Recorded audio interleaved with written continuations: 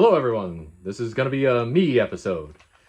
I know, you're all disappointed. Anyway, be undisappointed. I have this thing. What is this thing? This thing is a cut down, shorty, tanker Garand M1 rifle. So, you've probably seen this if any of you watched like Forgotten Weapons or In Range. Ian McCollum himself actually has one. One exactly like this, and the barrel on this one was done by the exact same people. Very cool. Was very excited to find this in my local gun shop. When I picked it up, the previous owner had filled every nook and cranny with some weird gunk. It wasn't oil. It wasn't grease. It was like paste. I don't know. So, how did this come about? So back in the day, long time ago, right after about World War II, Korea era, maybe even a little bit past that, what they started doing was they were chopping down barrels and then they were refitting them with a little spacer inside so that way they would be 308. They started marketing them as tanker Garands. Really what they were doing was they were chopping off the eroded part of the muzzle and then they were just trying to sell them off, surplus a lot of that. I believe the Navy actually did buy fully converted 308 M1 Garands.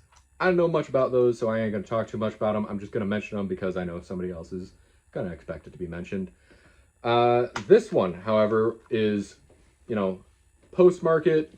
The previous the manufacturer of the barrel is in there. It's incredibly faint, and I can't even see it in the camera, so I'm just going to assume that you can't either. But literally the same manufacturer. I will read it off if I can get some light. So, Arlington Ordnance, Virginia, 762 NATO. So, 308. This one, fully rebarreled, so it doesn't have a spacer. The spacers were known for slipping out a little bit. This one also has a little spacer, so you can't chamber 30-06 in there. Even if you remove that spacer, all that would happen is the round would go forward and then it would stop because the chamber's not big enough to accept 30-06. But this means that you can't accidentally mix it up. And bonus, it also prevents your rounds from slipping forward in the space. So that's really more of what I think it's for than anything. It also provides a nice little feed ramp for your 308 cartridges to just swoop on in there. The springs on this are incredibly heavy, I will say that. And I went through, I cleaned it all up, I greased, oiled it, and did all the things and stuff.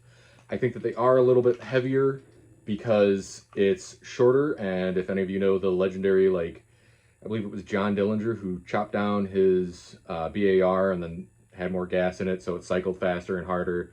I think a little bit of that same thing is going on. And so they beefed up the springs so that way it would help absorb that extra gas pressure. I do plan on getting a Schuster gas plug for this, and that way I can, really tune it, try and make it perfect. Maybe also get one of those this part takes off and then you can put on a little muzzle device.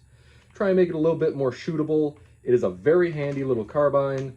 It does accept your regular bayonets, so that's cool. You can have a tiny little rifle with the original 1917 bayonet, so a bayonet that is nearly as long as the rifle. Very fun. And having handled this a little bit, shot it a little bit, 308 out of it, it is a quite stout, heavy, little dense carbine. So 308 out of it, not bad. 30-06 out of the regular M1 Garand, honestly, fairly comparable. They're probably loaded about the same, come to think of it. So, but it makes me think, if they made one of these in 7.62x39, be pretty hot. That'd be pretty awesome. Maybe one out in 5.56 with a 10-round magazine. That'd be also cool. Enough rambling. Back to this. So, are these things rare? A little bit, but it's mostly because people see them, scoop them up like I did, and they're just cool, and they don't really want to get rid of them. And even their kids are like, "That's cool. I don't want to get rid of them." You can go to places like Fulton Armory and get one specially made. You're going to pay $3 grand for it. This one I managed to pick up for the low price of about $800. So if you're out there, the market's going to kind of decide, the circumstances are going to kind of decide, but don't pay an arm and a leg for it because they're really not... one of these isn't worth $3,000. $3,000 can get you damn near a SCAR 16. This is not as capable or as good as a SCAR 16. This is a cool piece of thing that somebody made a long time ago. These things never served in any military. They never did any of the like cool war shit. So they don't have any real historical value. They're just a cool thing. And technically, if you find an absolutely like thrashed M1 Garand, you could turn it into one of these.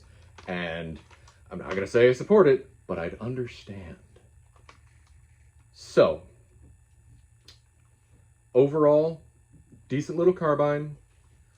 I don't think that I would still, I really don't think that I would trust putting any like really hot 308 through it, because the regular M1 Garands have a problem where if you put really hot 30-06 through them, you can bend or shatter your op rod. So same deal. That's why I'm going to get the Schuster gas plug. But overall, I think is just like a cool thing that I can take out every now and again.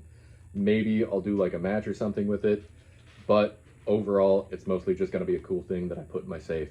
And I just kind of wanted to show it off and let you guys see it, tell you a little bit about it. If you guys are really interested in it, I will do a bit deeper of a video on this and try and tell you anything else I can dig up about it. But yeah, just let me know. So I hope you enjoyed this video. I had some fun making it. I had some fun shooting this, and yeah, have a wonderful